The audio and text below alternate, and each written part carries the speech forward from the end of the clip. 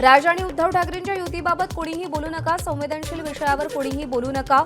राज ठाकरे परदेशात असल्यानं सगळ्या मनसैनिकांना सूचना. शिंदेंच्या सेनेचे नेते महाराष्ट्राचे शत्रू, त्यांचा राज्याशी संबंध नाही. दोन्ही भाऊ एकत्र आले की त्यांच्या नशिबी शून्य येणार असल्यानं भाऊ एकत्र आल्याचं त्यांना नको, संजय राऊतांचा टोला. तुम्ही एकदा युती करा, आत्महत्या करण्याची वेळ कोणावर येईल हे कळेल, संजय शिरसाट यांचं संजय राऊतांना प्रत्युत्तर. 2 शून्य एकत्र येतात तेव्हा कोणतीही संख्या तयार होत नाही, फक्त आणि फक्त शून्य तयार होतो. दोन्हीही तोट्याचे पक्ष, शिंदेंच्या सेनेचे नेते संजय निरुपम यांचा टोला. सकारात्मकता ठेवा असा उद्धव ठाकरेंचा संदेश, राऊतांची माहिती. राज ठाकरेंनी मत व्यक्त केल्यावर इतरांना बोलायची गरज नाही, संजय राऊतांचा संदीप देशपांडेंनाही टोला.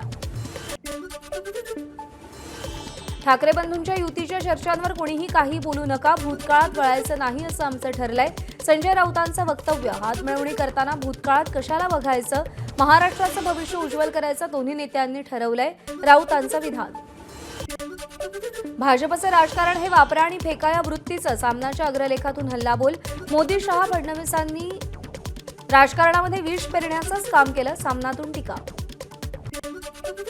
राज आणि उद्धव ठाकरे महाराष्ट्राच्या हितासाठी एकत्र येण्यास तयार, या बातमीनं खळबळ माजली. सामनातून राज उद्धव यांच्या एकत्र येण्यावर भाष्य. भाजप आणि एकनाथ शिंदेंच्या शिवसेना पक्षानं राज ठाकरेंच्या खांद्यावर बंदूक ठेवून ठाकरेंच्या सेनेवर हल्ला केला, सामनातून टीका. ठाकरेंच्या शिवसेना प्रमुखांची ही नीती वापरा आणि फेकून द्या अशी. योगेश कदमांची ठाकरे बंधूंच्या एकत्र येण्याच्या चर्चांवर प्रतिक्रिया. स्वतःचा स्वार्थ साधून झाला की त्यांना रक्ताची नाती सुद्धा नकोशी होतात, कदमांचा घणाघात. नाशिकमध्ये राज आणि उद्धव ठाकरेंचे एकत्र येण्यासाठी बॅनर. उद्धव ठाकरेंनी राज ठाकरेंना मातोश्रीचं निमंत्रण देण्याची बॅनरमधून मागणी केली. ठाकरेंच्या सेनेचे शहर उपप्रमुख बाळा दराडेंनी बॅनर लावले. धुळ्यामध्ये ठाकरे बंधूंनी एकत्र येण्याचे बॅनर झळकले. राजसाहेब, उद्धवसाहेब एकत्र या अशा आशयाचे बॅनर. महाराष्ट्र आणि मराठी बांधवांच्या हितासाठी दोन्ही नेत्यांनी एकत्र यावं, कार्यकर्त्यांची मागणी.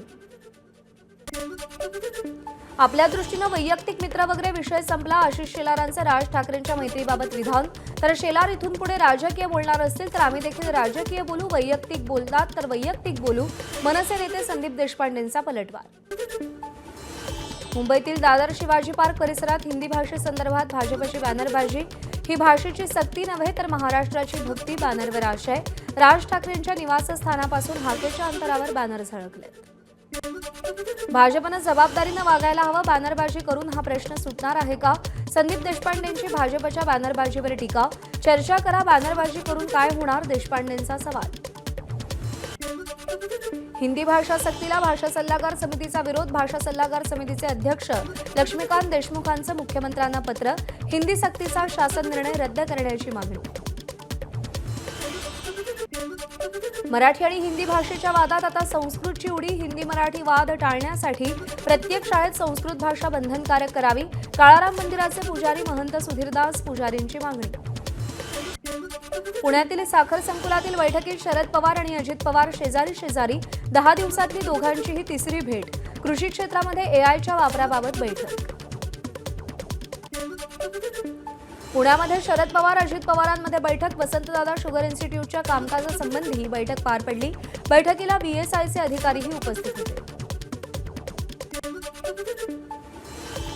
शरद पवार संस्थाध्यक्ष, आपण ट्रस्टी म्हणून बैठकीला यावं लागतं. अजित पवारांची बैठकीनंतर प्रतिक्रिया.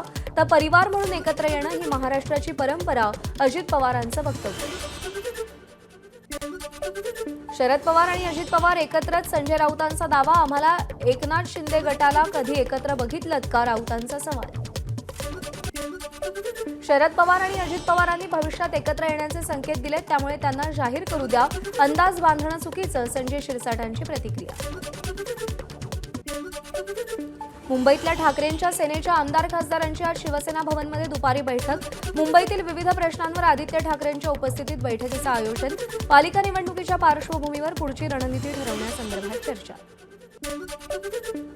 वक्फ कायद्याबाबत उद्या भाजपची कार्यशाळा. भाजप आमदार आणि पदाधिकाऱ्यांना मार्गदर्शन केलं जाणार. गरवारे क्लब इथं केंद्रीय मंत्री किरेन रिजिजू आणि मुख्यमंत्री फडणवीस मार्गदर्शन करणार. भाजपतल्या नव्या पक्षप्रवेशावर भाजपच्या कार्यकर्त्यांची थेट प्रदेशाध्यक्ष चंद्रशेखर बावनकुळेंकडे नाराजी व्यक्त. पत्र देऊन खदखद व्यक्त केली. नाव न घेता काँग्रेसचे माजी आमदार संग्राम थोपटेंच्या प्रवेशावर अप्रत्यक्षपणे विरोध. कथित 100 कोटींच्या घोटाळ्याप्रकरणी अनिल देशमुखांचे पुत्र सलील देशमुखांना परदेशात जाण्याची परवानगी. मुंबई सत्र न्यायालयाच्या विशेष पीएमएलए कोर्टाची परवानगी. सलील देशमुख सध्या ईडी प्रकरणात जामिनावर. सोलापुरातील माढ्यात सावंत बंधूंचा वाद पुन्हा चव्हाट्यावर. संपर्क प्रमुख शिवाजी सावंतांकडून शिंदेंच्या उपस्थितीत कार्यक्रमातून माजी मंत्री तानाजी सावंतांच्या नावाला कात्री. कर्जतच्या राष्ट्रवादी शरदचंद्र पक्षाच्या नगराध्यक्षा उषा राऊतांचा राजीनामा. व्यक्तिगत कारणांमुळे राजीनामा देत असल्याचा उल्लेख. मात्र पदावरून हटवण्यासाठी राम शिंदेंनी सत्तेचा गैरवापर केल्याचा राऊतांचा आरोप. नंदुरबारमध्ये भाजप नेते विजयकुमार गावित यांची मित्रपक्षांसोबत युती करणार नसल्याची घोषणा. स्थानिक स्वराज्य संस्थांच्या निवडणुकीच्या आधी महायुतीत बिघाडीचे संकेत. मित्रपक्षांवर विरोधी पक्षांना मदत केल्याचा आरोप.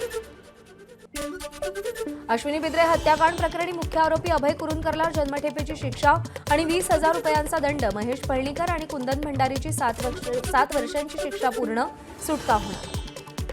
2 मे रोजी पूजा खेडकरला दिल्ली क्राईम ब्रांचसमोर हजर राहण्याचे सर्वोच्च न्यायालयाकडून निर्देश.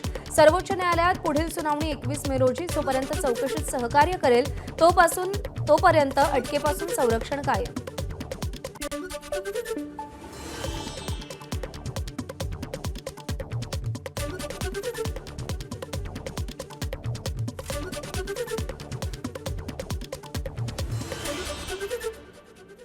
बुलढाण्यामध्ये नकळती झालेल्या 70 रुग्णांची केंद्र सरकारकडून दखल.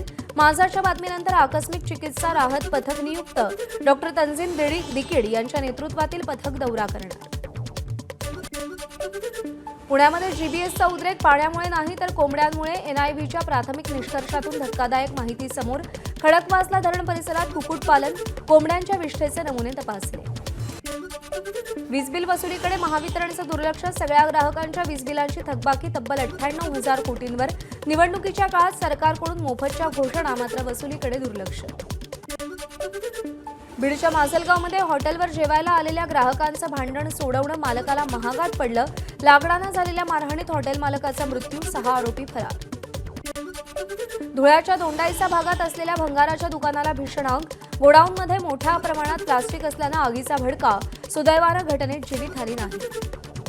धाराशिवच्या भूम तालुक्यात पोहायला गेलेल्या युवकाचा शेततळ्यात बुडून मृत्यू. ओमकार स्वामी असं मृतकाचं नाव असून पाण्याचा अंदाज न आल्यानं ही दुर्दैवी घटना घडली. रायगडच्या कोलाड-विळे राज्यमार्गावरील साजे फाट्यावर कंटेनरचा अपघात. सुदैवानं जीवितहानी झालेली नाही, मात्र वाहतूक काही काळ ठप्प. हिंगोलीच्या खटकाळी हनुमान मंदिरात चोरट्यांनी दानपेटी फोडली. 2 लाखांची रक्कम घेऊन चोरटे पसार. संपूर्ण घटना सीसीटीव्ही कॅमेऱ्यात कैद. पोलिसांकडून आरोपींचा शोध सुरू.